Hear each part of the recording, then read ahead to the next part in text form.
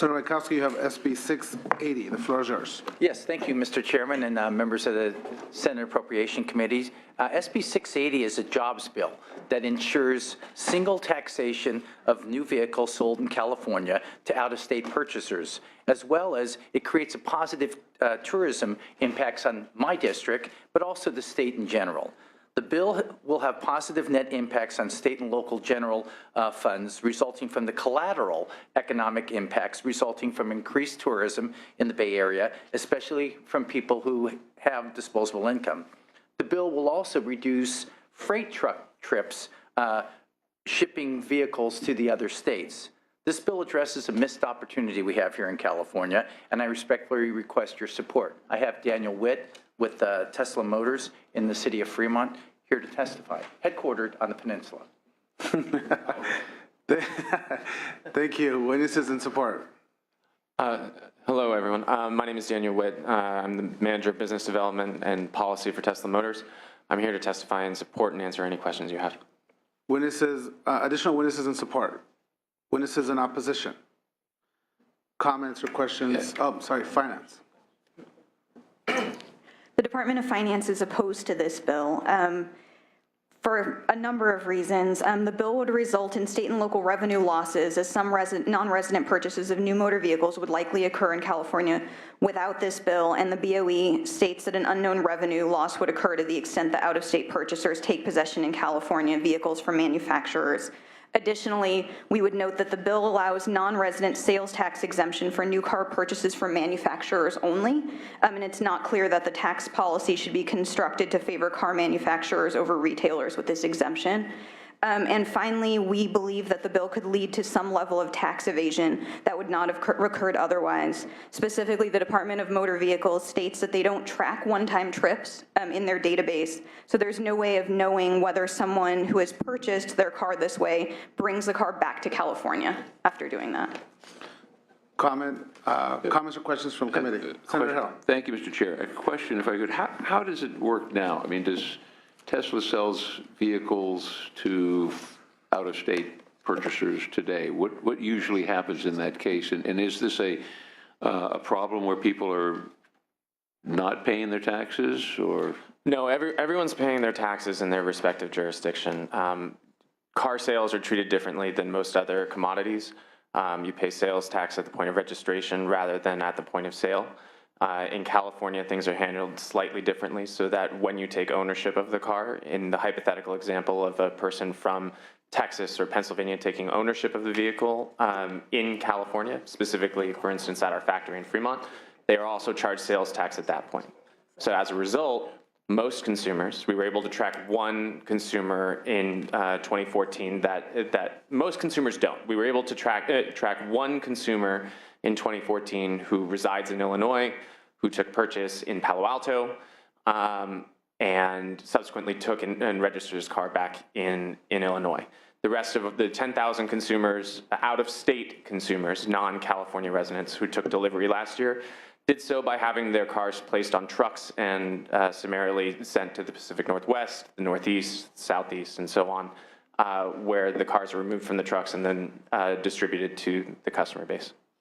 So you mentioned, Senator Wachowski, that the tourism would increase. Is that because someone would come to California, purchase it here, stay here, visit the factory, be able to enjoy California, spending money, and then drive their car back with the same tax situation that they would find themselves in had they have shipped the car back originally? Correct. That's the idea that California spends a lot of money on tourism, and this is just admittedly a small fragment of people who have disposable income who would come in and decide to make a small vacation of it. Right now, nobody's going to, well, I guess there was one person who did it. Sounds like one person, but nobody else would do that. They just ship the car and then maybe come back and have a vacation in California. The Department of Finance's concerns, I mean, people register the cars. If they were to register the car here in California, that would signal that we would, I'm working with the Department of Motor Vehicles to address any sort of these cheats that would use this as an opportunity to circumvent the law, but it's not happening now. Nobody's doing doing that. Shipping it out and then bringing it back. Right, and they would register it with Department of Motor Vehicles, and they would pay that, the vehicle license fee that we all pay. I see, okay, very good, thank you. Thank you, Mr. Chair. Thank you. Senator Bates. Yes, Senator Wyckowski, I supported this in business and professions, and I'm still very supportive of the bill. But hearing Department of Finance, I might make a suggestion because it seems very speculative in terms of cost impacts to the state. I would like you to consider an amendment that might put a 5-year review on it.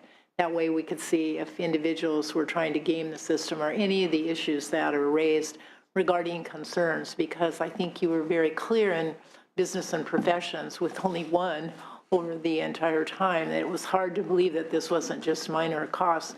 But I'm not here to debate Department of Finance. They are the experts. But I think we need some measure if it's going to go forward, and I think that would help get us somewhere with the bill. Certainly, I'm open for that. Anything that I can do to help the department, the State Department of Equalization, better determine the fiscal impact of the legislation, I would be eager to work hand in hand with them on that. Great, thank you. Any other questions? Senator Leyva. I had questions earlier in another committee on this bill. So are there a lot of people who want to buy a Tesla and don't want it trucked in? They want to fly to California and buy it and drive it home? We have anecdotal evidence from our regional sales managers who we've pulled on this issue to suggest that there is a demand for this, that people do want. It's an expensive product that people want the opportunity to not only use in their daily drives, but they want to experience it as soon as they have the opportunity. Anytime you buy a television, anytime you buy an expensive cell phone, you want to use that product immediately because you just spent a lot of money on it. This is an opportunity to do so, and we think that there's Anecdotal. Anecdotal, Anecdotal. yes. Okay, so no hard statistics. No, the program hasn't existed, so all we can sort of base this on are people that have either called in, and we do not track that, or conversations that our sales folks have had in the stores who've suggested as much. And I too have concerns now after hearing from the Department of Finance, so I'll leave it at that. Thank you. Senator Hill. Sure, you may respond. No, thank you, sorry. When you purchase a Tesla, my understanding is you are offered a tour of the factory in Fremont, which spends money in Senator Wyckowski's district as you're driving through, and certainly not having to buy gas, but you're at least there. But the part that I think is important is for people to be able to visit, see the creativity, the uniqueness of a automobile manufacturing plant in California, much less in the United States, where that whole product is being made here. So I think that gives an opportunity for people, and that's why they come. I would say anecdotally, but I certainly would experience the same thing. Thank you. Additional comments or questions? Members, I agree. I have a lot of questions myself, and I like Senator Bates's suggestion about a 5-year review. To me personally, I think there isn't any hard data still on the potential benefits relating to providing this tax exemption, but I'm open to continuing to talk and have dialogue with the chair or with the author of the committee. I want to take a personal privilege of being the chair and moving this item to suspense and continue to work on this item with staff and seeing if we can come up with some sort of solution. So, Senator Wyckowski, would you like to close? Eventually, I would like everybody to vote aye on this bill. Thank you, Senator Wyckowski. Without objection, we'll move this item to the suspense file. Thank you. We have Senator Bell. We're ready for you. That's SB 16. It's candidate for suspense. The floor is yours.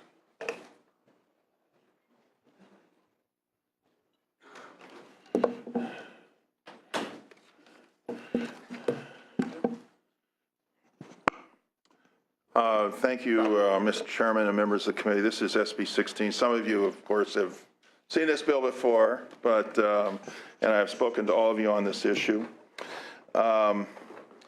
Everybody on both sides of the aisle agree that we need to fix our state's crumbling streets and cracking highways, and SB 16 is a proposal to address this need. The state transportation system is critical to California's economic well-being as it enables us to move goods, people, and ideas around and through our state. All of us who drive share a responsibility to maintain our roads, and we use the roads. We wear them down. In return, we must properly maintain them because it's cheaper than rebuilding a ruined freeway or a street. California now faces a $59 billion backload in state facilities in deferred maintenance that will grow in absence of a solution. In addition, the $78 billion local government road repair backlog is also added to that $59 billion. My bill, SB 16, creates a much-needed temporary funding plan to address the maintenance backlog of our aging system. The bill is based on 4 principles. First, it established an equity funding strategy. Everyone contributes their fair share for using the roads. This includes returning the late fees from the general fund for road maintenance. Second, my bill includes protections to ensure that funding goes only to road maintenance. Third, it established efficiencies at Caltrans to ensure projects are completed on time and on budget. And finally, my bill provides funding at a state, county, and city level to address road maintenance needs across all levels. It will save the state money in the future.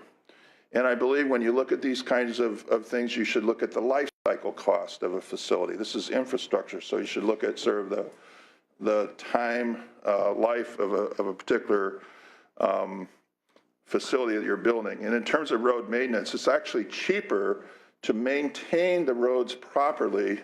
It's actually cheaper for the taxpayers to maintain the roads properly than it is to do it the way we're doing, which is letting things fall apart. It's actually cheaper in terms of the cost. So the costs associated with this bill are minimal compared to the revenues generated by this comprehensive plan. So let's come together. I have witnesses, Mr. Chairman. I'd like to turn it over to them. Thank you. Thank you. Remember, witnesses that stay on the fiscal aspects of the measure. Witnesses in support. Mr. Chairman, Jose Mejia, California State Council of Labor. So just to stay on your requested, stay on the fiscal side of things, I would argue that investing in infrastructure in the state of California is an infusion of revenue into the state coffers. Aside from the notion that it's a big job creator, there's no question about it that it's a domino effect. It has been proven. We have seen our federal government fail to invest. They've been stalling for the last 5 years. And so therefore, Mr. Chairman and members, I ask your support of this measure.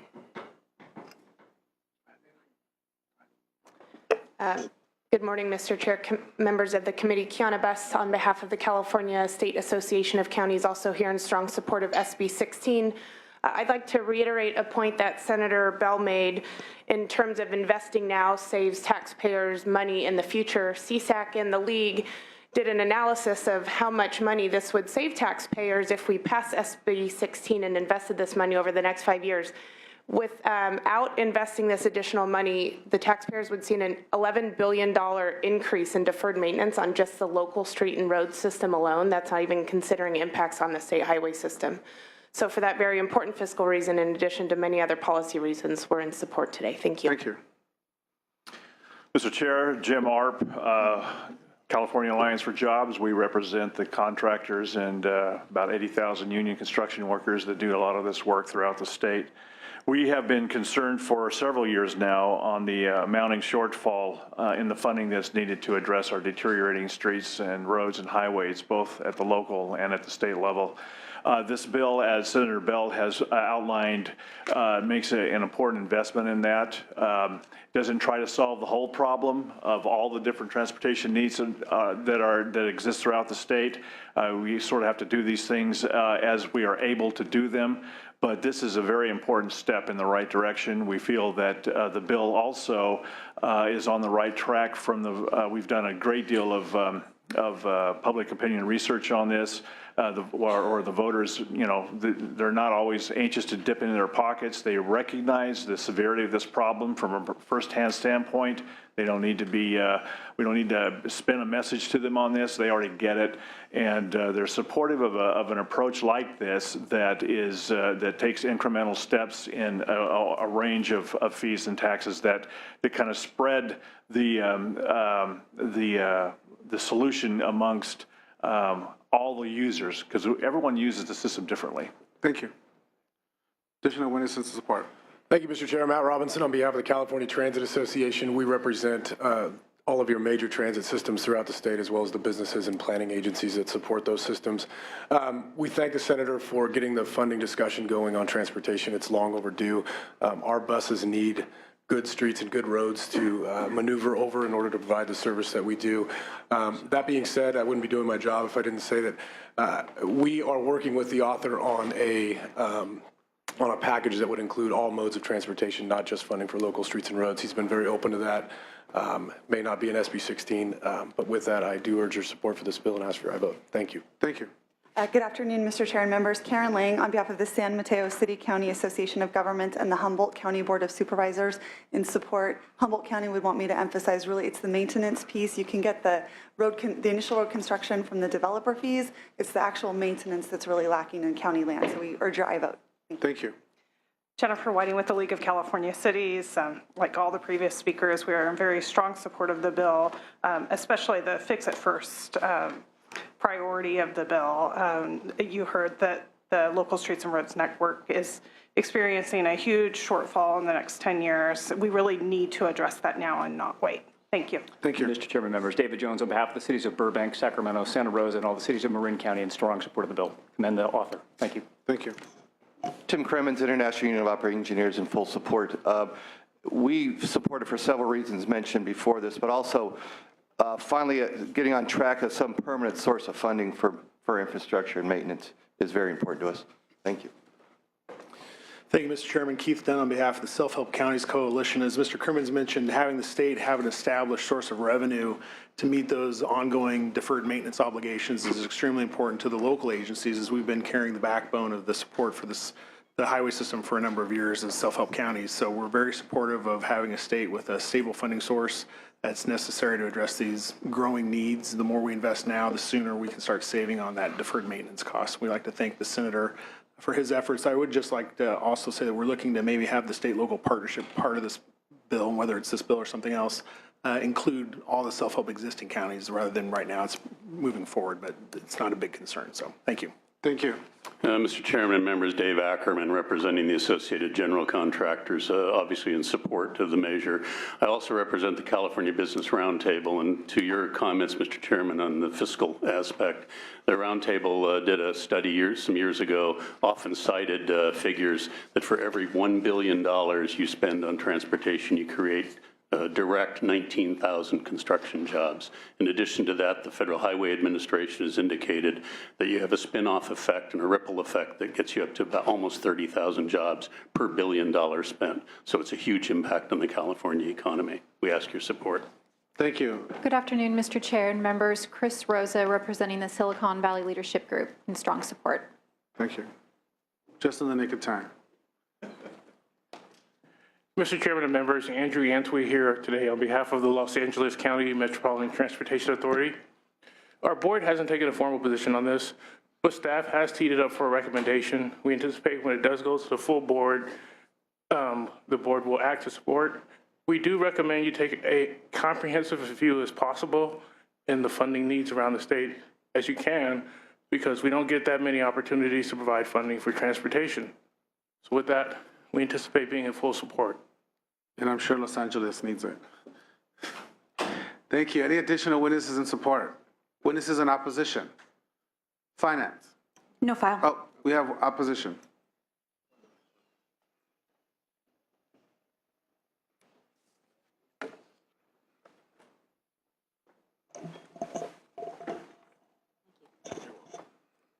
Thank you.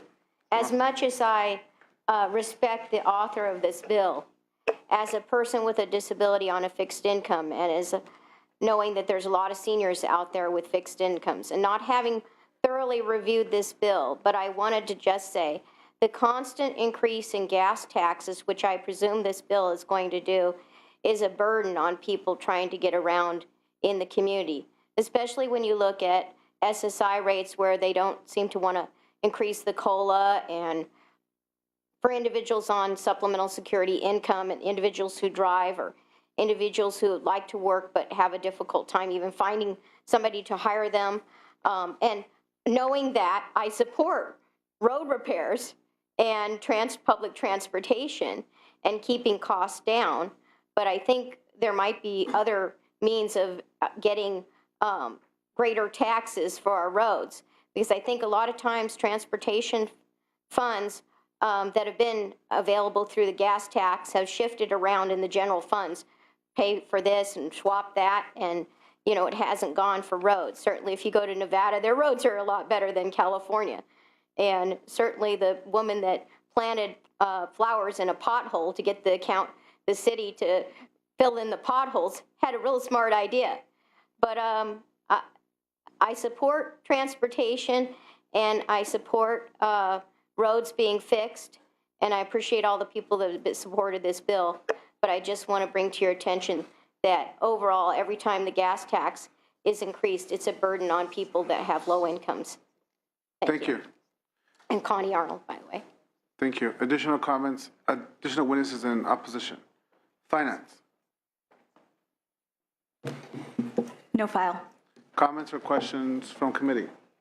Seeing none, Senator Bell, would you like to close? Just that in terms of fiscal impacts, we all know that if the roads aren't maintained properly, businesses suffer, and therefore our economy suffers.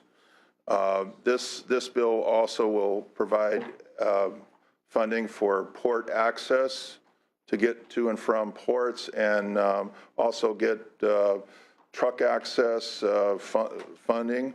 So it does have some money for that particular issue. I wanted to state also that, you know, the average Californian spends over $800 repairing their car. And this bill would lower that. So the cost to repair your vehicle, I think, is something to consider also. That also includes higher insurance rates. And then just the last argument is, it would have cost half as much 10 years ago.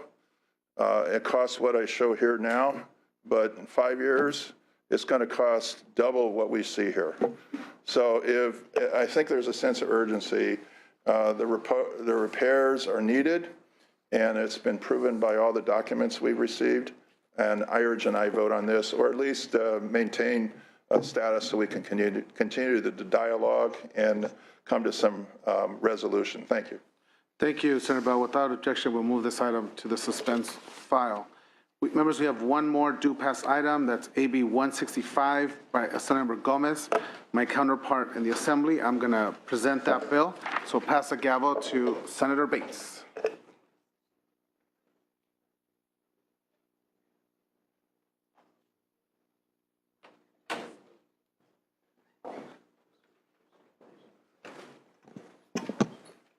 Senator Lara. Thank you, Madam Vice Chair and members. This bill would appropriate approximately $1.47 million to the Victims' Compensation and Government Claims Board for the payment of 113 state claims. 110 of these claims are for reissuing stale dated warrants, which are checks that were never cashed. The bill also includes general fund appropriations to pay 3 claims related to the erroneous convictions of Susan Mellon, Ronald Ross, and Brian Banks. In all these cases, the convictions were overturned with the court's binding finding of factual innocence. The Department of Finance approves payments of these claims, all of which are valid obligations of the state. I have a representative from the Victims' Comp and Government Claims Board, Neil Enns, to answer any questions. I respectfully ask for your aye votes. Witnesses in support? Neil Ennis with the Victim Compensation Government Claims Board sponsoring the bill. Ask for your aye vote. Thank you. Any additional witnesses in support? Witnesses in opposition? There are none? Department of Finance. The Department of Finance supports this bill, which establishes the appropriation authority necessary for the executive officer of the board to pay the claims that have already been approved by the board. Comments from committee members? Would you like to close, Senator Laura? Respectfully ask for your aye votes. Do you have a motion? Call the roll. The motion is due pass to the Senate floor. Laura? Aye. Laura, aye. Bates? Aye. Bates, aye. Bell? Aye. Bell, aye. Hill? Aye. Hill, aye. Leyva? Aye. Leyva, aye. Mendoza?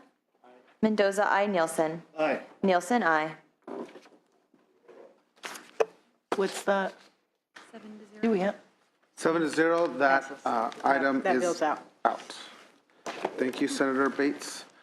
Members, we're going to, now that we have a full house, go through all the due pass recommendations and allow you all to add on if you missed a vote, starting with SB 209, Senator Pavley. Secretary, please call the roll. The motion is due pass to the Senate floor. Bell? Aye. Bell, aye. 5-2, that measure is out. Next, we have SB 538, Senator Block. The motion is due pass to the Senate floor. Bell? Aye. Bell, aye. 5-2, that measure is out. Next, we have SB 602, Senator Monning. Secretary, please call the roll. The motion is due pass to the Senate floor. Bell? Aye. Bell, aye.